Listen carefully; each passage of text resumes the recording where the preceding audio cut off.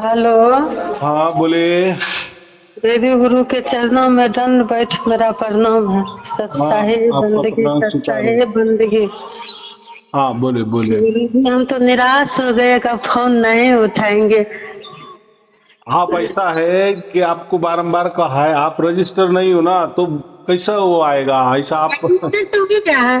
हाँ, रजिस्टर तो हुए हैं। फिर वो रजिस्टर फोन से करना ना। ये नंबर कहाँ रजिस्टर है?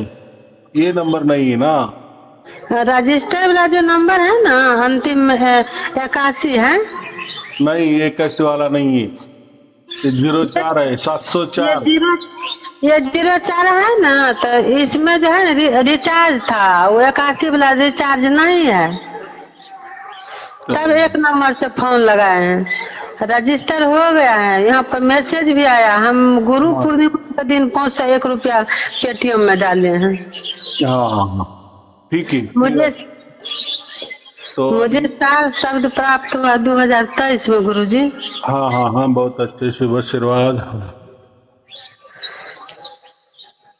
तो अभी हम ऐसा है कि अभी वो जो नंबर है वो कट करो और इसको रजिस्टर करो क्या? दोनों नंबर यही सिम में है, दोनों में कैसा चलेगा फिर? वो लेकिन एक दोनों ही एक पर ही रखो ना, दो दो में क्यों करना, ऐसा मैं बोल रहा हूँ।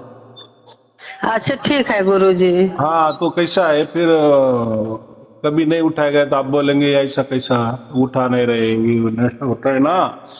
हम्म। है गुरुजी, उसमें जाए ना बोडा वाला में जाए, जल्दी टावर कम नहीं न करता, इसलिए एयरटेल वाला रिचार्ज करा लिए। हाँ नहीं, दोनों में से कौन सा तो भी एक बता दो। ये चाहे तो ये रजिस्टर करेंगे, वो कट करेंगे ऐसा। यही रजिस्टर रहने दीजिएगा। अच्छा ठीक है। तो मैं हाँ, बोल रहा, और गुरुजी कुछ हम तो पूछना? बहुत खुशी हैं। अब हमको कुछ बचबे ने क्या है आपसे बोलने के लिए। हम बहुत खुश है, बहुत खुश। बहुत अच्छे, बहुत। अंदर अंदर जो है ना, जैसे पानी में उछाल मारता है ना, हाँ हाँ हाँ। वैसे अंदर अंदर उछाल मार रहे हैं, लेकिन बोल नहीं पाते हैं, इतना उछाल मार रहे हैं। बोलने की बात ही नहीं ना। क्या बोलना? और कौन बोल सकता है? कोई दुनिया में क्या कहेंगे? ऐसा कोई नहीं है कि जो परमात्मा के बारे दुनिया में बोल सकता संसार है। सब कुछ गुरुजी हम भूल गए, कोई मतलब न किसी चीज से। पूरे लालच हमको खत्म हो गया। हम्म ऐसा कहते हैं कि परमात्मा ही एक ऐसी वस्तु है कि आपको परमात्मा से कैसे भी देखे, आपको जैसा आपके मन में विचार है वैसा आपको परमात्मा दिखेगा। कोई बोलेगा परमात्मा है तो है, कोई बोलेगा परमात्मा नहीं है, उसके लिए भी परमात्मा नहीं है। कोई बोलेगा परमात्मा सगुण है तो उसके लिए भी परमात्मा सगुण होता है। कोई बोलेगा परमात्मा निर्गुण है तो परमात्मा निर्गुण दिखाई देगा। कोई बोलेगा नहीं दोनों के परे है तो वो भी दिखाई देगा। मानी जैसा जिसका भाव भक्ति है वैसा उसको परमात्मा दिखता है। कोई बोलेगा ये परमात्मा ये श्री कृष्ण दिख रहा है, राम दिख रहा है, किसी को ये परमात्मा कबीर साहब दिख रहे हैं। आप किसी भी एंगल से देखो, ऊपर से देखो, पीछे से देखो, आगे से देखो, दाएं से देखो, बाएं से देखो, जो भी जितना भी परमात्मा के बारे में विचार करेगा, कल्पना करेगा, तो उसको वैसा ही नजर आएगा, वैसा ही नजर आएगा। ये बहुत महत्वपूर्ण बात है और इसमें ही सब उलझ जाते हैं। कोई बोलता नहीं परमात्मा ऐसा है, परमात्मा वैसा है, मुझे तो ऐसा लगता है, मुझे तो वैसा लगता है। आपको जैसा भी लगता है वैसा परमात्मा आपके सामने हाजिर है। माने आपके उसमें ऐसा है कि जो भी हम तर्क करते हैं ना कि परमात्मा ऐसा है वैसा है, जो भी लाखों तर्क है, लाखों धर्म ग्रंथ निकले हैं परमात्मा के बारे में, जी तो वो सभी परमात्मा के ऊपर लागू हो जाते हैं। जो जैसा बोलेगा वैसा परमात्मा है। इसलिए एक परमात्मा, ये ऐसी एक पहेली है, ऐसी एक पहेली है। और वो हम कभी भी, माने हमने करोड़ों भी जन्म लिए तो भी हम उसको बुझा नहीं सकते या वो छोड़ नहीं सकते। वो पहेली जैसी होती ना, तो वो हम कभी उसका सवाल नहीं कर सकते। आया समझ में? जी गुरुजी। तो हम क्या करें? जिस दिन से गुरुजी इसमें हम जुड़े हैं बहुत सारा संकट है, लेकिन परमात्मा की कृपा से हम बहुत बड़ा बड़ा संकट से बचे हैं। अब लगता था कि अब हम नहीं बचेंगे। 200 फीट ऊपर से टेम्पू मतलब कहीं जा रहे थे, टकरा गए, लेकिन गिरते गिरते बच गए। अगर 200 फीट नीचे जाते तो हम बच सकते। रात में देखिए, रात वाला मेरा छोटका लड़का है, उसको कान में बहुत बड़ा कीड़ा चल गया था। और रोने लगा, एकदम उछल फोन करने लगा। हम उठ के बैठ गए और गुरुजी को कहने लगे, हे परमपिता परमेश्वर, आप पिता हो के बाल बच्चे को इस तरह से संकट में डाल दिया, अब हम क्या करेंगे, अब आप ही कीजिए। धीरे धीरे मेरा बच्चा शांत हो गया, धीरे धीरे कीड़ा अपने निकल गया। यही 2-4 दिन होता है। गंग नहाने गए थे, बहुत जोर से फिर टक्कर खाए। अगर बचने का एक ठो पैर सहूलियत में नहीं था, पूरा पैर जो है ना थकचुन्ना हो जाता है, लेकिन पैर में कुछ नहीं हुआ। ऐसा ऐसा बहुत संकट है। हम अंदर अंदर गुरुजी अब क्या बतावे, हम बहुत खुश हैं, बहुत खुश।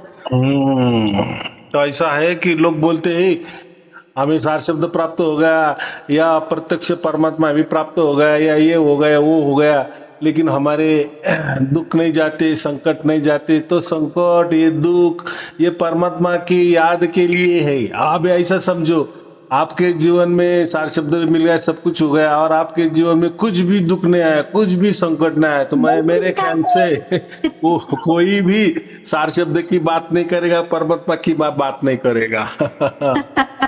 तो ये तो मैंने क्या कहा कि परमात्मा ये ऐसी पहेली है कि इसके लिए बहुत सारे हजारों धर्म निकले, पंथ निकले, गुरुआ लोग तैयार हो गए, बहुत सारे विचार हो गए, लेकिन वो पहेली कोई नहीं बूझ सकता है। आज भी नहीं सका, कल भी नहीं सकेगा, अनंत काल के लिए कभी हम परमात्मा की पहेली को बुझा नहीं सकते कि ये परमात्मा क्या है।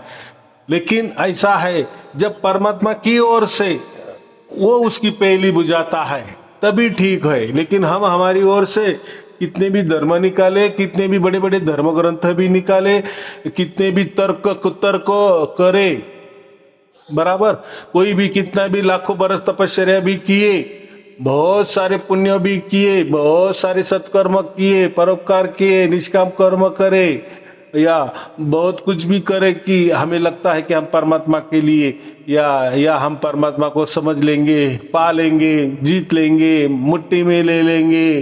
पिता कहीं मुट्ठी में ले सकते हैं, पिता बच्चे को मुट्ठी में ले सकते हैं, लेकिन पिता को मुट्ठी में हम नहीं ले सकते हैं। हाँ, अभी देखो, आपको ये बात समझ में आती, लोगों को नहीं समझता। अगर लोगों को ये बात समझ में आती ना, तो कोई धर्म नहीं निकलता, कोई पंथ नहीं निकलता, कोई गुरु होके सिंहासन पे नहीं बैठता, या कोई नहीं कहता आ जाओ मेरे पास, मैं आपको परमात्मा आपके हाथों में दे देता हूँ, जैसे इसके हाथों में है और ये अपने हाथों से उसके हाथों में दे देगा। माने परमात्मा कोई वस्तु है जो सांसारिक वस्तु होती है, वो ले या दे सकते हैं, ऐसा कोई होता है क्या? नहीं।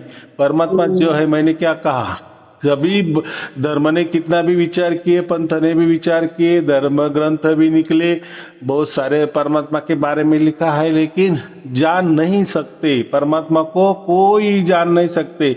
अनंत काल के लिए भी नहीं जान, पीछे भी कोई नहीं जान सका, और आगे भी अनंत काल तक परमात्मा को जान नहीं सकेगा।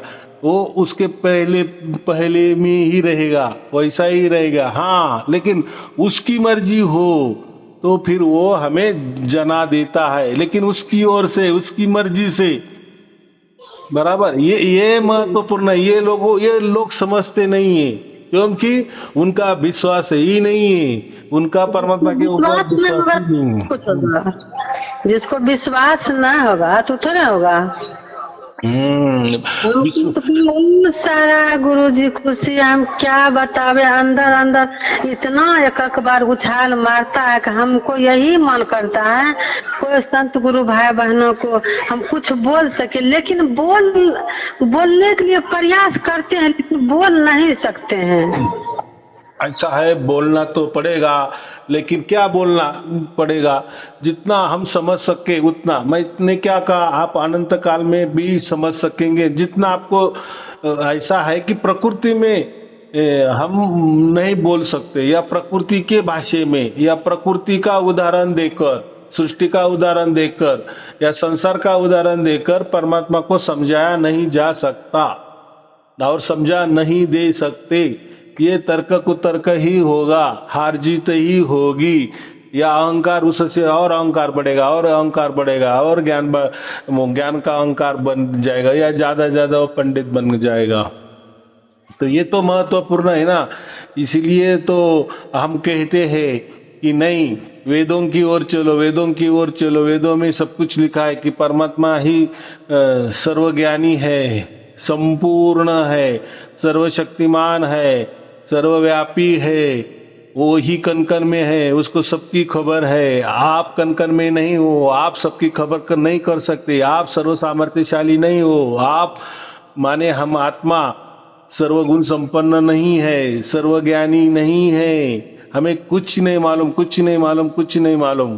परमात्मा ही सब कुछ है, और वही उसके द्वारा, उसकी तरफ से हमें वो ज्ञान दे देता है, या उसकी पहली वो खुद ही बुझा देता है, या वो सवाल का वही जवाब दे सकता है, अन्यत्र कोई भी नहीं दे सकता। ये तो अहंकार वश में बोल रहे हैं। और इनका जवाब क्या है? इनके पास है ना जवाब परमात्मा के बारे में? क्या जवाब है? हम ही परमात्मा है, यही इनका जवाब है। या दूसरा जवाब क्या है? परमात्मा नहीं है, बस यही है। कुछ परमात्मा बित्मा नहीं होता, कोई कुछ नहीं होता, कोई आत्मा नहीं होता, कुछ नहीं होता।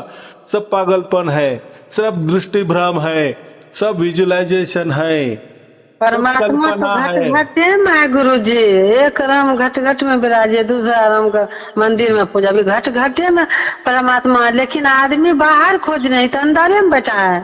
हम तो जीते जी पिताजी के गोद में बैठे हैं, ऐसा लेकिन है, आदमी नहीं अगर समझता। परमात्मा तो अंदर भी है, बाहर भी है, लेकिन अंदर भी है तो वो कैसा पहचान सकेगा? उसकी ताकत नहीं है हमारे आत्मा को। हाँ, ये बात है ना। अगर वैसी बात होती तो परमात्मा और आत्मा में ऐसा है कि परमात्मा में ही हम डूबे हुए हैं, हमारी आत्मा परमात्मा में ही डूबी हुई है। फिर ऐसे लाखों बरस, हमारे लाखों जन्म गए, करोड़ों जन्म गए, तब भी हम नहीं समझ सके। अब ये जन्म में भी देखो, एक बात बोल रहा हूं मैं, परमात्मा की बात छोड़ दो, 2 मिनट के लिए। कोई परमात्मा नहीं होता, बराबर?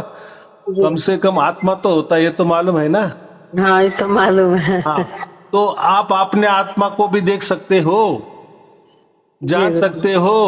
ये कैसा है, कहाँ शरीर में बैठा है, कैसा बोलता है, कैसा देख रहा है, कैसा सोच विचार कर रहा है। तो हम परमात्मा की तो बहुत बात दूर है। वो उसको पहचाने ना पहचाने, उसको प्राप्त करे या ना करे, वो बात छोड़ो। लोगों को यही मुझे बताना है कि आपके अंदर जो, आप उसको जीव कहो, जीवात्मा कहो, आत्मा कहो, जो भी कहना है, जो भी आप हो, तो वो कैसे हो? कोई चित्र निकाल के दिखाओ, कोई प्रतिमा निकाल के दिखाओ, या हो कौन आप? कोई वस्तु है या सूक्ष्मतम सूक्ष्म वस्तु है? तो वो भी हम नहीं कर सकते। तो चले हम परमात्मा की खोज करने। तो परमात्मा तो कितना सूक्ष्म होता है, कितना सूक्ष्म होता है। तो एक ने मुझे ऐसा ही मैसेज कर दिए कि गुरुजी आप बोलते हैं कि परमात्मा कण कण में है, तो फिर वो तो हमारे इसमें भी होगा, हमारे नरक में भी होगा। हम खाना खाते हैं और वो छोड़ देते हैं सुबह, फिर वो तो उसमें भी परमात्मा होगा। मैं बोला हाँ उसमें भी है। फिर परमात्मा ऐसा कैसा वो टट्टी में भी रह सकता है? अरे भाई, उसके लिए वो टट्टी माने ऐसा समझो कि परमात्मा इतना सूक्ष्म है, इतना सूक्ष्म है, इतना सूक्ष्म है। ये तो टट्टी क्या है? ये तो स्थूल है ना, ये तो संसार वाली स्थूल वस्तु है, और वो होती है और वो नष्ट भी होने वाली है ना। तो उससे क्या परमात्मा का प्रभाव हो सकता है? और आप ऐसे कैसे बोल सकते कि फिर परमात्मा भी टट्टी में भी है? ऐसा कैसा परमात्मा? तो अच्छी जगह है तो ठीक है, लेकिन इतनी गंदी जगहों में भी है, तो वो बात नहीं है। उसके लिए वो कुछ समझता भी नहीं, क्योंकि इतनी सूक्ष्मता में उसमें वो टट्टी कुछ भी सूक्ष्मता नहीं है, बराबर। वो तो स्थूल है ना, तो स्थूल के इसमें वो परमात्मा को उसका कोई असर नहीं होता, ना उसको उसकी गंध आती है, ना उसको कुछ आता है, वो बात ही नहीं है, बराबर कि नहीं? जी जी हाँ, जैसे बच्चा पेट में रहता है, माँ के पेट में 9 महीना रहता है, तो उसको क्या मालूम माँ काली है, गोरी है, ऐसी है, वैसी है, वो क्या देख रही है, क्या सुन रही है, क्या बता रही है, या क्या देख रही है, उसको कुछ भी आता पता ठिकाना नहीं। नहीं। तो वैसा ही परमात्मा ही ये पूरे संसार में इतना सूक्ष्मता से भरा है, तो उसके ऊपर वाले ये जो हम बोलते हैं ये गंदी चीज में कैसा क्या परमात्मा रहता है? तो वो ये थोड़ा बुद्धि का विषय है क्या? पर इतनी ऊंची बुद्धि हमें चाहिए। कन कन में इसका मतलब ऐसा नहीं है, तो इतना सूक्ष्म है तो वो ये बात ही उसके लिए कोई प्रभाव नहीं डाल सकती, बराबर। हाँ, तो ये समझने वाली बात होती है। तो लोग तर्क कुतर्क करेंगे, और हम कितना भी परमात्मा को समझा भी देंगे तो हम नहीं समझा दे सकते, क्योंकि हमारी भाषा ये सृष्टि वाली है, ये संसार वाली भाषा है, प्रकृति वाली भाषा है। हाँ, तो परमात्मा इसमें कभी नहीं आ सकता, बराबर। संसार उसने तो संसार बनाया है, माने संसार जो चलायमान किया है तो वो उसने ही किया है ना, वो काम कर रहा है इसलिए। और ये किस लिए उसने चलायमान किया ये संसार को? तो ये हमारे लिए किया है, बच्चों के लिए किया है कि जाओ देखो ये संसार आपको क्या लग रहा है, अगर आपको अच्छा लग रहा है तो खेलते रहो, करोड़ों करोड़ों बरस खेलते आ रहे हो, आगे भी करोड़ों करोड़ों बरस खेलते रहो, कोई परमात्मा की रोक टोक नहीं है या कोई जोर जबरदस्ती नहीं है कि कोई खींचता नहीं है कि हे बच्चा तुझे मोक्ष मिलना ही मिलना है, तू चल मेरे पास। कोई परमात्मा जोर जबरदस्ती आपको करेगा नहीं, बराबर। आप अच्छे काम करेंगे तो भी आपका हाथ पकड़ने वाला नहीं, आप बुरे काम करेंगे तो भी परमात्मा पकड़ने वाला नहीं है, क्योंकि बुरे काम में भी वो साक्षी है और अच्छे काम में भी वो साक्षी है। माने आपकी सिर्फ लिखाई पढ़ाई हो रही है। जैसे कोई मैच होता है ना, मैच, और जो मैच का गुणांक करने वाला होता है ना बाजू बैठा, वो सिर्फ देखता है कि किसने कितना बॉल मारा, कौन कितना आउट हो गया, कितनी बार आउट हो गया, ये टीम कितनी बार ये हो गई, या इसने क्या क्या गलती की, वो सिर्फ लिखता जाता है। फिर उससे फैसला होता है कि नहीं कौन सी टीम जीत गई। तो ऐसा ही परमात्मा एक साक्षी भाव से सबको देखता है, वो किसी के इसमें नहीं आता। क्योंकि ये जो परीक्षा का वक्त है ना, मनुष्य जीवन में परीक्षा का वक्त है, तो इसमें जैसे हम परीक्षा में जाते हैं तो जो परीक्षक जो होता है वो हमें कुछ बताता है क्या? कुछ नहीं बताता ना। तो वो बस वहाँ साक्षी भाव से देख रेख करता है कि कोई चीटिंग ना करे, या कोई साथ में पुस्तक ना रखे, बराबर, या किसी का मार्गदर्शन आजू बाजू वाले का ना ले। अब परीक्षा चल रही है, वो 3 घंटे में आपको पेपर लिखना ही लिखना है। वैसा ये परमात्मा ने हमें ऐसा समझा, हम परीक्षा में बैठे हुए हैं, बराबर। अभी हमें सोचना है कि परमात्मा माने मोक्ष में जाना है कि जैसे पीछे से आए ऐसा ही कि ऐसे आगे जाना है। कोई परमात्मा आपको रोकेगा नहीं, टोकेगा नहीं। ये तो हमें अभ्यास करना है ना कि हमने मनुष्य जन्म लिया है, तो मनुष्य जन्म में हमें क्यों मिला है मनुष्य जन्म? अगर जो विचार करता है, फिर ये प्रकृति क्या है, जो विचार देखो, प्रकृति का मतलब सृष्टि होती है, प्रकृति का मतलब जो भी हम ये जो ब्रह्मांड है उसको भी प्रकृति कहते हैं, या जो हमारी पृथ्वी है उसको भी प्रकृति कहते हैं। ये सब प्रकृति में ही होते हैं। प्रकृति का मतलब यही होता है कि वो बनती है बिगड़ती है, बनती है बिगड़ती है, बनती बिगड़ती है, बराबर। तो ये चलता ही आता है सिलसिला, ये कोई स्टॉप होने वाला नहीं है। एक दिन गुरुजी जैसे हम पूजा कर रहे थे, ध्यान कर रहे थे, तो हम देख रहे हैं कि ध्यान करते करते हम मतलब ना ऊपर गए ना नीचे हैं, बीचे में जाके हम रुक गए हैं। और उसके बाद हम देख रहे हैं कि कमल का फूल है, कमल के फूल में मतलब परमात्मा का पूरा फेस नहीं देख रहे हैं, लेकिन कुछ अलग छलग देख रहे हैं। और न ऊपर है न नीचे। हम सोच रहे हैं कि अब हम कहाँ पर चले आए हैं, कहाँ पर चले हैं। थोड़ा देर के बाद हम देख रहे हैं कि ओ यही है सार शब्द, ये तो परमात्मा का ले। जब मन में ये बात आ गया, उसके बाद हम देख रहे हैं तब नीचे हम बैठे हैं, जैसे हम आसन लगा के बैठे थे उसी तरह बैठे हैं। दूसरा दिन फिर देखे कि हम मतलब निंद्रा अवस्था में देख रहे हैं, आपको गुरुजी देख रहे हैं कि हम रो रहे थे कि पता नहीं हमको सार शब्द होगा कि नहीं, इतना हम मन ध्यान से कर रहे हैं। तो गुरुजी मतलब हम देख रहे हैं आप अपने सीने से लगा के हमको आंसू को पोंछ रहे हैं, क्यों रोती है, हमको नींद मतलब टूट गया। देख रहे हैं तो कहीं को नहीं थे, साक्षात हमको परमात्मा दर्शन दिए। ऐसा है कि अभी देखो आपने जो भी देखा बहुत अच्छी बात है। तो माने आपकी जो हम देखते हैं ना, उसका मतलब हम वैसे विचार करते हैं और वो विचारों का ही गुत्था हमारे सामने आ जाता है। माने हम किस राह पर है, माने आप ज्यादा विचार करती है, इसका मतलब परमात्मा के बारे में ज्यादा सोच विचार करती है। अब बात अच्छी है, हमें मनुष्य जन्म इसलिए मिला है कि हम परमात्मा के बारे में ही सोचे, माने मुक्ति के बारे में ही सोचे। परमात्मा माने मुक्ति, मुक्ति माने परमात्मा, हो कोई अलग नहीं है। यह सार शब्द माने ही परमात्मा, और परमात्मा माने मुक्ति, और परमात्मा माने ही सार शब्द।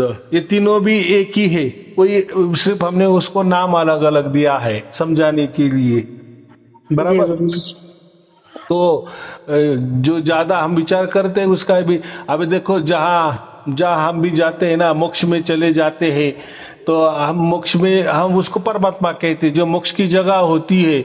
हमने क्या कहा, एक बंधा रुपया ले लो, एक बंधा रुपया में से 25% ये पूरा ब्रह्मांड है, बराबर।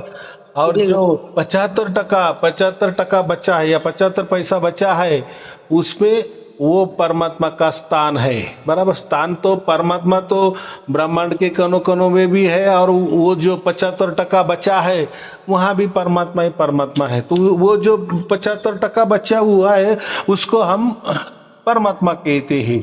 और ये जो 25% जो ब्रह्मांड है, सृष्टि है, प्रकृति है, तो इसको हम ईश्वर कहते हैं। यहाँ ईश्वर वही परमात्मा यहाँ प्रकृति चलाने का काम करता है, सृष्टि चलायमान करता है, ब्रह्मांड चलायमान करता है, इसलिए वो चलायमान करने वाले को हम ईश्वर कहते हैं, बराबर।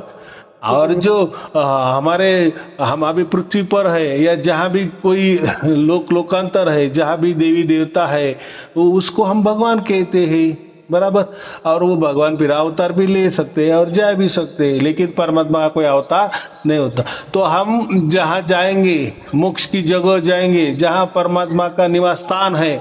अब ये ऐसा कभी नहीं समझेगा कि हम वहां जाएंगे तो फिर परमात्मा को मिलेंगे, ऐसा नहीं होता। यहाँ हो सकता है कि हम पंत प्रधान को मिलने जा रहे, तो हमें साक्षात पंत प्रधान भी मिलेंगे, वो हमसे बातचीत भी करेंगे, लेकिन मोक्ष में वो बात नहीं है। वो जो 75% जो बचा है ना, परमात्मा का ठिकाना, मोक्ष का ठिकाना, वहां ठिकाना ऐसा है कि उसका कोई ऐसा सदेह मनुष्य रूप जैसा या कोई राजा जैसा या कोई हमारा आगत स्वागत करने वाला नहीं है। जैसे मैंने कहा ना कि जैसे पंत प्रधान के हम दिल्ली में गए तो पंत प्रधान हमारा हो सकता है आगत स्वागत करेगा, बराबर। हम वो पंत प्रधान को देख भी सकते हैं, बराबर, वहां गए तो। लेकिन मोक्ष में वो बात नहीं है। परमात्मा कोई मनुष्य देहधारी नहीं है कि वहां हमें दिखेगा या कोई राजा जैसा वहां बैठा है हमारा आगत स्वागत करेगा, नहीं। वो वातावरण ही ऐसा है, वो वातावरण ही ऐसा है कि इतना सुंदर है, इतना सुंदर है, इतना पवित्र है, इतना निर्मल है, इतना स्वच्छ है। तो बस वहां आनंद ही आनंद, आनंद ही आनंद, आनंद ही आनंद, आनंद के सिवाय कुछ भी नहीं है। तो वो जो वातावरण है उसका ही नाम परमात्मा है, ऐसा समझो। इसलिए परमात्मा को सच्चिदानंद बोलते हैं। सत माने हमेशा के लिए रहने वाला, सनातन, जो अनंत काल के लिए, जो पहले भी आदि अनादि से था और आगे भी अनंत काल के लिए रहने वाला, वो जगह है, उसी लिए वो सत कहते हैं। और चित माने चैतन्यता, वहां जब हम जाएंगे तो परमात्मा की चैतन्य का हम अनुभव करेंगे वहां भी। लेकिन कोई ऐसा चैतन्य का अनुभव नहीं करेगा कोई वहां मनुष्य देह जैसा हमें दिखेगा, हमारा आगत स्वागत करेगा, चलो बच्चा आ गया तुम, ये बात नहीं। ये यहाँ हो सकती है, ये प्रकृति में हो सकती है, बराबर। ये संसार में ये वाली बातें है, वहां कोई आकार वाली बात ही नहीं है, बराबर। क्योंकि परमात्मा कोई स्त्री भी नहीं है, कोई पुरुष भी नहीं है, या नपुंसक लिंगी भी नहीं है। वहां लिंग की बात ही नहीं। लिंग की बात कहाँ आती है? जहाँ शरीर होता है ना, उससे हम पता चलता है कि ये स्त्री है या पुरुष है, बराबर। तो परमात्मा देखो, हमारा आत्मा भी कोई स्त्रीलिंगी भी नहीं है और पुल्लिंगी भी नहीं है, बराबर। हमारा शरीर स्त्रीलिंगी है या पुल्लिंगी है, बराबर। लेकिन हमारा जो हमारे अंदर आत्मा, वो भी वैसा कि वैसा ही परमात्मा है, जो सर्वव्यापी है, कणों कणों में है, तो वो भी वैसा ही है। तो वहां जब जाते हैं तो वो बस चैतन्य भरा हमें महसूस होता है और आनंद। फिर जब वहां जाते हैं तो बस आनंद ही बातें होती है। जैसे ये हम संसार में रहते तो यहाँ दुख की बातें होगी कि नहीं? कोई भी आपसे, कोई आपका रिलेशन वाला भी मिलने आया, अड़ोसी पड़ोसी वाला मिलने आया, तो कोई भी जब दो आदमी मिलते हैं तो वो क्या दुख की बातें करते हैं ना, सुख की बातें करता है क्या, या करता है? तो ऐसा समझो, 1 रुपए में 10% सुख की बात करेगा, 90% तो दुख की बातें करेगा। सही बोले गुरुजी। तो ये संसार ये दुख भरा है, यहाँ दुख की बात है। लेकिन वहाँ 100% आनंद ही आनंद है, आनंद की बातें होगी, आनंद का ही दृश्य है, आनंद का ही वातावरण है, सब कुछ आनंद का। इसलिए तो वहां जाना है, इसलिए तो उन्होंने ऐसा समझो बच्चों के लिए वो जगह बनाई है। तो ये थोड़ा सोच समझ के चाहिए। तो बहुत सारे लोग बोलते कि ऐसा नहीं, हमारे तो यहाँ ग्रंथों में लिखा है, कबीर सागर में लिखा है कि वहां परमात्मा है और वो सदेहधारी बैठा है। सदेह माने समझते हो ना, जैसा हमारा शरीर है वैसा ही वहां परमात्मा का भी शरीर है। क्या कहा? परमात्मा की का भी शरीर है और वो सिंहासन पे पर बैठा है। और देखो आगे मैं बताता हूँ अभी क्या क्या कहा है। तो वहां बैठा है सिंहासन पे, चलो ठीक है, यहाँ तक बात ठीक है। शरीर है, चलो ये भी ठीक है। लेकिन बाद में क्या बोलते हैं? उनके एक एक रोम में करोड़ों करोड़ों सूरज का तेज आ रहा है। अभी आए बात समझ में? माने वो जो बैठा है, कबीर जी बैठे ऐसा समझो। तो उनके लिए उनके परमात्मा कबीर जी है, थोड़ी देर के लिए वो समझो। कबीर साहब ने तो ऐसा कुछ भी नहीं कहा है। तो ये तो बातों में कथा कहानी निकली हुई है। चलो निकाली भी कथा कहानी, एक भाव है हमारा, एक प्रेम है, किसी के ऊपर प्रेम होता है ना, तो वो ठीक है। तो वैसा हम कुछ भी कल्पना कर सकते हैं। लेकिन कल्पना ऐसी कैसी कल्पना कि नहीं वहां मोक्ष के स्थान में सिंहासन पे, बढ़िया सिंहासन पे कबीर जी बैठे और उनके एक एक रोम में करोड़ों करोड़ों सूर्य का तेज आ रहा है। भाई अपना तो एक सूरज है, आप वहां 2 मिनट के लिए भी उसके आंखों से देख नहीं सकते। और वहां उनके एक एक रोम माने समझते हो ना, बाल के पूरे शरीर के बालों में करोड़ों करोड़ों सूरज का तेज आ रहा है। तो कैसे हम देख सकेंगे? अगर वो परमात्मा भी होगा। ये कितना बेवकूफ वाली बात है कि नहीं, मूर्खता वाली बात है कि नहीं? लिखने वाले ने लिख दिया, बोलने वाले ने बोल दिए, सुनने वाला सुन भी रहा है और तालियां बजा रहा है ना, जय जयकार कर रहा है। वो जो सामने वाला बेवकूफ बना रहा है, लोगों को जय जयकार कर रहे हैं ना कि क्या बात कही है सदगुरु ने, बाप रे। हाँ, तो वो बोलता है कि वहां बैठा है परमात्मा सदैव रूप में बैठा है और उसके एक एक रूम में, एक एक बालों में हजारों हजारों करोड़ों करोड़ों सूर्य का प्रकाश निकल रहा है। तो ऐसा कैसा परमात्मा हो, कैसे देखेंगे हम एक सूरज को नहीं देखते तो उनके बाल कितने होंगे? समझो एक आदमी होता है कितने बाल होते हैं, या स्त्री भी होती है कितने बाल होते पूरे शरीर में? बाल होते हैं, बाल को गिन तो एक बालों में अगर करोड़ों करोड़ों सूरज का तेज है तो कल्पना करो कि वो कितना आदमी झूठा बोल रहा है।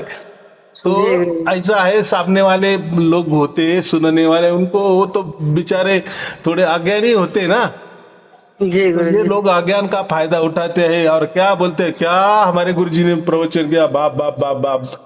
तो हमें फिर वो वही ऐसा सतलोक है, भाई तुम्हारा सतलोक तुम्हें लक लाभो, हमें क्या करना है? हाँ, हमारा परमात्मा ऐसा नहीं है, माने वेदों में ऐसा कुछ भी नहीं लिखा। ये क्या बोलते हैं, अरे वेद तो हमारे इसमें तो वेद का खंडन कर दिए है, वेद नहीं मानना, ब्रह्म नहीं मानना, तो क्या फिर क्या मानना है? अरे भाई वेद का मालूम है, वेद 2 शब्द बोल दिए हो गया। अरे वेद कभी आंखों से देखे हैं? क्या होते हैं वेद? वेद होते हैं, उपवेद होते हैं, उपांग होते हैं, उनके उपनिषद होते हैं, ब्राह्मण ग्रंथ होते हैं, आरण्य ग्रंथ होते हैं, दर्शन शास्त्र होते हैं, पूरा मिला के वेद बनते हैं। तो ऐसा समझो कि इतनी गठड़ी अगर तैयार की है ना, अगर वो पढ़ने लगे ना तो हमें ऐसा उसमें भी लिखा है कि एक वेद पढ़ने के लिए, पूरा वेद पढ़ने के लिए 12 बरस चाहिए। कितना? 12 बरस चाहिए। हाँ, तो पहले के जमाने में वेदों में भी लिखा है कि जो पुरुष या स्त्री 12-12 बरस में, 4 वेद में कितना 48 बरस हो गए ना, जी गुरु। फिर 48 बरस माने 4 वेद, उसको चतुर्वेदी वेदी कहते हैं। चतुर्वेदी माने 4 वेद का उसने अध्ययन किया, 4 वेद का अध्ययन किया माने उसने 48 उम्र उसके उसमें गवाई, बराबर। कोई द्विवेदी होता है, द्विवेदी माने 2 वेद वाला, त्रिवेदी 3 वेद जानने वाला।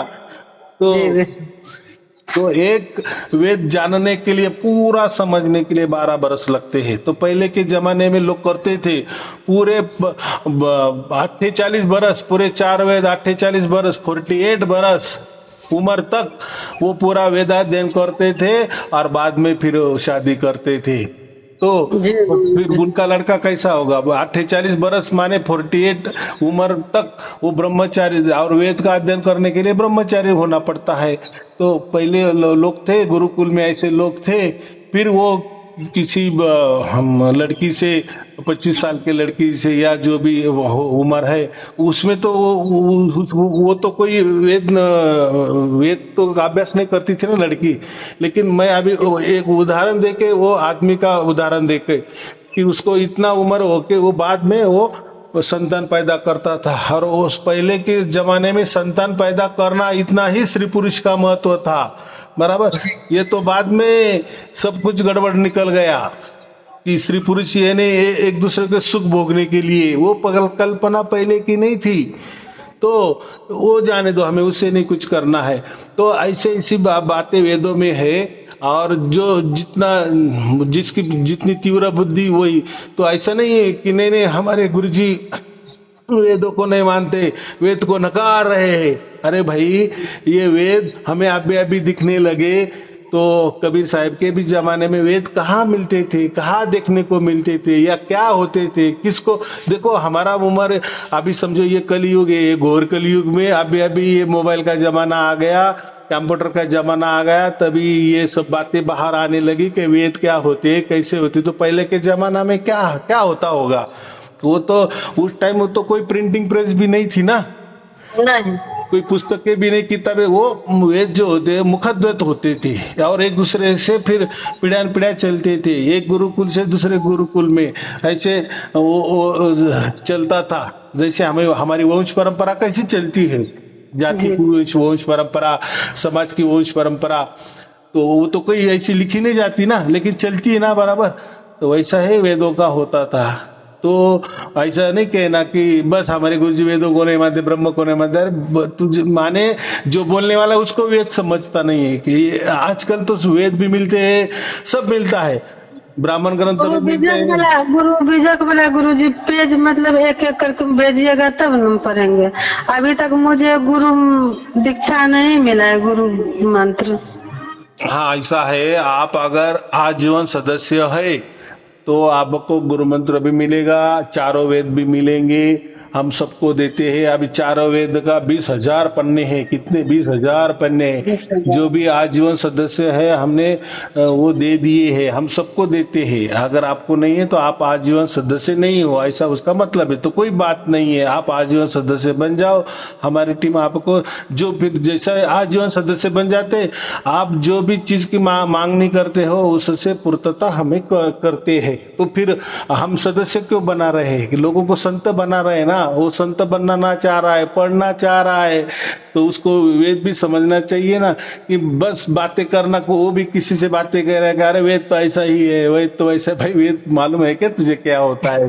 पढ़े है, देखे है, सुने है, कुछ भी उटपटांग बातें करना नहीं चाहे तो ठीक है। वो जो भी है वो तो मैंने तो अभी तो कह दिए ना कि सार शब्द तो वेदों में से आया है, और मैंने तो पन्ना भी दिखा दिया है। तो वो कौन सा वेद है, उसका कौन सा मंडल है, और उसका कौन सा मंत्र है, वो भी मैंने खुलासेवार दिया है। हर वीडियो के पीछे 5 मिनट में वो पन्ना मैं देता हूँ लोगों को। तो देखो सार शब्द आया था पेज। हाँ, तो वो देखो उसमें वो वेदों का ही पन्ना है। तो वेदों में पूरा की पूरा सार शब्द के बारे में लिखा है। तो ऐसा कभी नहीं समझना कि नहीं हमारे गुरु ने सार शब्द लाया, या उसने लाया है, इसने लाया है। चलो ना लाया भी होगा, कहाँ से लाया है, क्या पुरावा है, क्या सबूत है? ये तो सब कहानी सुनाई बातें उसने बोल दिया, इसने समझ लिए या सुन लिए और वैसे ही बोल रहा है। लेकिन हम जो बोल रहे हैं ना, देखो हम अगर सार शब्दी है तो हमें सब सत्य का पता चाहिए, बराबर। तो हमारे पास वो वेद भी है, वेद की पुस्तिका भी है, वेद का पन्ना भी है, हम किसी को भी दिखा भी सकते हैं। लेकिन किसको दिखाएंगे? जो हमारे इसमें ज्वाइंट है, जुड़े हुए हैं, उसको ही हम देंगे ना, उसको ही समझेंगे। बाकी तो क्या है, बाकी को तो देखो जिसने सोने का नाटक कर रहा है तो वो कैसा जगेगा, बराबर है। उसने अगर मान ही लिया है कि कुछ वेद नहीं है, सब बकवास है, तो उसको सचमुच में वेद भी दिखाए, वो पन्ना भी दिखाएंगे, तो वो अपने अपने गुरु को ही पकड़ेगा ना, अपना अपना पंथ ही पकड़ के रखेगा ना, अपना अपना धर्म ही पकड़ के रखेगा ना, बराबर कि नहीं। उसको उसके गुरु पे भरोसा है। अभी जो बने धर्म पंथ है उसके ऊपर उसका भरोसा है, बराबर कि नहीं।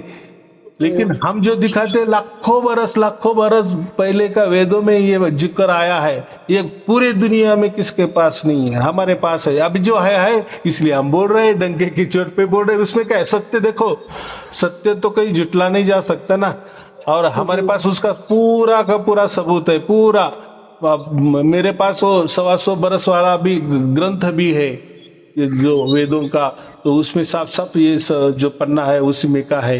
तो जो है जो परमात्मा ने मुझे दिया है वो तो मैं आप सबको लोगों को देता हूँ ना, वो तो मैं मेरे पास नहीं रखता हूँ, क्यों रखना है। तो हमें लोगों को संत बनाना है। ये जो लोग पाखंड कर रहे हैं ना, और कुछ भी बातें कर रहे हैं, उटपटांग बातें कर रहे हैं, और लोगों को बहला रहे, फुसला रहे, कोई पुरावा नहीं दिखा रहे, सबूत नहीं दिखा रहे, बस बोलते कि ऊपर से आया, मुझे ज्ञान आ गया, इधर से ज्ञान आ गया। चलो आ भी सकता है, उसमें क्या है। लेकिन फिर चलो आपका तो काम है ना, जैसा हमें भी सार शब्द प्राप्त हो गया, तो लेकिन परमात्मा ने हमें सार शब्द दिया, लेकिन सार शब्द के बारे में माहिती पुस्तिका भी दे दिया ना। जी गुरु। कोई हम मशीन भी लेते हैं या मोबाइल फोन भी लेते हैं, तो उसके ऊपर एक माहिती पुस्तिका होती है कि नहीं, कि ये मशीन क्या है, या इसका टोल फ्री नंबर क्या है, अगर इसमें कोई दिक्कत आ गई तो यहाँ फोन करो, ये वेबसाइट पे जाओ, ये मेल करो, ये फोन करो, ऐसा सब कुछ लिखा होता है कि नहीं। माहिती पुस्तिका हम बोलते हैं। वैसा ही हमने ये सारे शब्द लोगों को दे भी रहे हैं, लेकिन ये कहाँ से आया है? ऐसा नहीं बस वो उन्होंने दिया है, मुझे वहां से आया है, मेरे गुरु के गुरु को परमात्मा ने दिया है। अरे हाँ, ये सब लिखा लिखाई बातें है क्या? ये तो बोली बोली बातें है, वो तो कुछ भी बोल सकते हैं, क्योंकि उसकी कोई परीक्षा नहीं है ना, क्या लेंगे अभी उसकी परीक्षा। बोल रहा है वो बोल रहा है, लेकिन हमारा यहाँ ऐसा नहीं है, सार शब्दी परिवार का ऐसा नहीं होता। हम जो भी बोलेंगे सत्य बोलेंगे, और वो सत्य प्रत्यक्ष में देंगे, बताएंगे, दिखाएंगे। तो देखो परमात्मा ने सार शब्द भी दिया और उसके बारे में पुरावा भी दिया, और पुरावा प्रूफ जो सबूत है ऐसा दिया को वेदों का दे दिया। अभी वेद के तो अलावा तो पूरी दुनिया में तो वेद ही प्रचलित है ना, वेद को तो मानने ही पड़ेगा ना। जी गुरु। हाँ, और जो वेद जानते हैं तो वो तो समझ सकते हैं कि नहीं ये मंत्र बराबर है, उसका भाषांतर बराबर है, या वो जैसा भी उसका भाषांतर होता है या वेदों का मंत्र होता है वो उसी ढंग से बनाया है, भाषांतर भी वैसे की वैसा बनाया है। वो कोई आप भी कहा, और 125 साल पहले का प्रिंटिंग है, वो पूरा के पूरा बुक हमारे पास है। तो वो जाने दो, हमें कहा कौन किसको दिखाना है, लेकिन जो कोई आएगा तर्क वितर्क करने तो उसके लिए ठीक है, लेकिन वो हमारे पास रहेगा बराबर, वो कोई दिखाने वाली बात नहीं। अगर जो बोलेगा पहले दिखाओ तब मैं मानूंगा कि परमात्मा है, तो फिर उसकी बुद्धि क्या है, बराबर कि नहीं। हाँ, पहले आप परमात्मा को जानो, मानो, माने परमात्मा का आपको साक्षात्कार, चमत्कार, नमस्कार होना चाहिए, आपके अंग संग होना चाहिए, और वो जो सार शब्द का जो लखाव है वो आपके साथ होना चाहिए, उसके साक्षी भी आप खुद होना चाहिए, उसका अनुभव आपने लेना चाहिए, तभी आपको इसका महत्व समझ जाएगा ना, वो पन्ने का कि वेदों में बराबर लिखा है। तो पहले जानो फिर मानो। हाँ, तो ये लोग ऐसा नहीं करते, बस हमें दिखाओ, चलो दिखा भी दिया, इससे क्या होने वाला है। मुझे मालूम है कोई भी आदमी जिसने भी अपने गुरु को पकड़ के रखा है ना, ईसायारू जी ने सब कुछ बता दिए, वेद भी दिखाए, वेद का पन्ना भी दिखाए, मंत्र भी दिखाए, मंडल भी दिखाए, अध्याय भी दिखाया, सब कुछ दिखा दिए, तो भी वो कोई छोड़ने वाला कि उसको गुरु को, क्योंकि वो पूरा एडिक्ट हो गया है ना गुरु के प्रति, उसने पूरा समर्पण कर दिया है। और हम ऐसा थोड़ी बोलते कि भाई तू तेरे गुरु को छोड़ के आ, कोई छोड़ने की जरूरत नहीं, तेरा जैसा चल रहा है चलने दो, बराबर। तू और तेरा गुरु, तू और तेरा पंथ, तू और तेरा धर्म, बराबर कि नहीं। जब परमात्मा के अगर आज्ञा हो जाएगी तो फिर तुझे बुद्धि हो जाएगी, तू बराबर हमारे से जुड़ा जाएगा, बराबर। लेकिन हमारी कोई जोर जबरदस्ती नहीं कि तू भैया आ जाओ, हमारे पास असली परमात्मा है और तुम्हारे पास नकली परमात्मा है, ये बोलने का हमें अधिकार ही नहीं है, बराबर। हाँ, लेकिन वो अगर बोले कि तुम्हारे पास नकली है तो फिर हमारे पास सब कुछ फिर अवेलेबल है, जो उनके पास भी नहीं है। वो तो कह रहे हैं कि हमारे पास असली परमात्मा है, तो उनके पास तो कोई कागज पत्तर भी नहीं है, कोई सबूत नहीं, कोई पुरावा नहीं है, वो तो सब बातों बातों में ही मार रहे हैं। ऐसा मान लो, वैसा पकड़ लो, यहाँ ऐसा होना चाहिए, यहाँ ऐसा गलत लिखा है, ये यहाँ ऐसा ही लिखना चाहिए था, हाँ यही मैं जो अर्थ बोल रहा हूँ इसका अर्थ ये, सब गोल गोल गोल जलेबी जलेबी जलेबी। ऐसा नहीं होता, जो भी बातें करे वो स्पष्ट तरह होनी चाहिए, बराबर। ऐसा कोई परमात्मा गोल गोल गोल गोल नहीं जलेबी ये करता। तो चलो, हमें उससे कोई मतलब नहीं है, जो भी जिसका जो कर रहा है उसको लक लाभ हो, उसका भी भला हो, उसका भी कल्याण हो, बस यही प्रार्थना कर सकते हो। कम से कम कभी न कभी उसको परमात्मा बुद्धि दे दे। लेकिन उसके अगर कोई कर्म धर्म है, कोई काटने हैं, तो वो क्यों आएगा हमारे पास। तो उसका जो काटना है, छाटना है, होने दो, ये बात होती है, बाकी कुछ नहीं है। तो हमें कोई ऐसा परमात्मा नहीं कहता कि जाओ सबको दिखाओ और मेरा झंडा ऊंचा करो, कोई परमात्मा कोई जरूर नहीं है। परमात्मा बहुत बड़ा है, बहुत बड़ा है।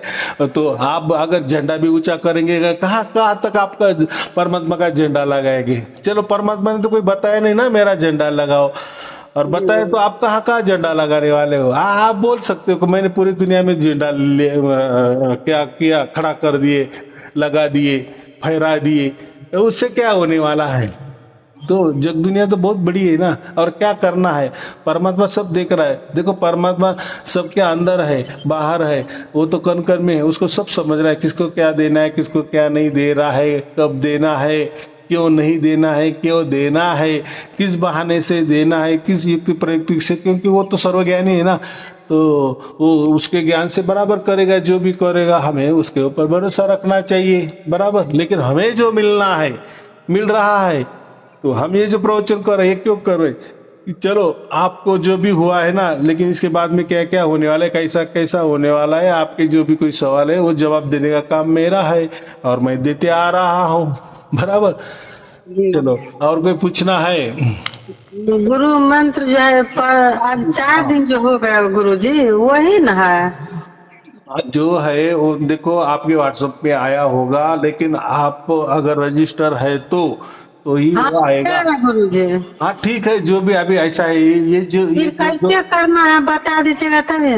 देखो, ये जो कारोबार है ना, ये सब हमारी टीम देखती है। उनके पास सब, आप 4 बरस के हो, 5 बरस से हमसे जुड़े हुए हो, आपने क्या लेना देना किया है, क्या कैसे कैसे कहा है, कितनी बार हमसे बातचीत की, सब रिकॉर्ड उनके पास रहता है। हाँ, मैं दोबारा उनका कर रहे हैं अंदर गुरु नहीं जा जी। सकता ना, तो कोई चिंता की बात नहीं, मैं बता दूंगा उनका कि इनका देख लो क्या है, अगर ये हमारे इसमें कैटेगरी में बैठ रहे तो इनको भेज दो, आपको वेद भी मिल जाएगा, आपका जो भी बोलना है कहना है सब आपको मिल जाएगा। बस ये तो जी हमारी पाठशाला है ना। ये जी स्वाध्याय जी। केंद्र है, ऐसा समझना। यहाँ तो हमारा काम ही देना है।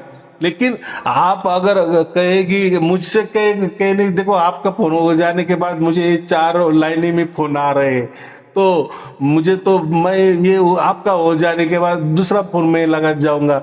तो ये बातें हैं, ये सब हमारी टीम पूरी तरह से देखती है। अगर आपका आप उसमें बैठते हैं, आपको मिल जाएगा, जो भी चाहे वो मिल जाएगा। बस मैं उनको बोल देता हूँ। चलो ठीक है, आपको और आपके परिवार के लिए शुभ आशीर्वाद, मंगल आशीर्वाद। सत साहेब जी, सत साहेब जी, सत साहेब जी।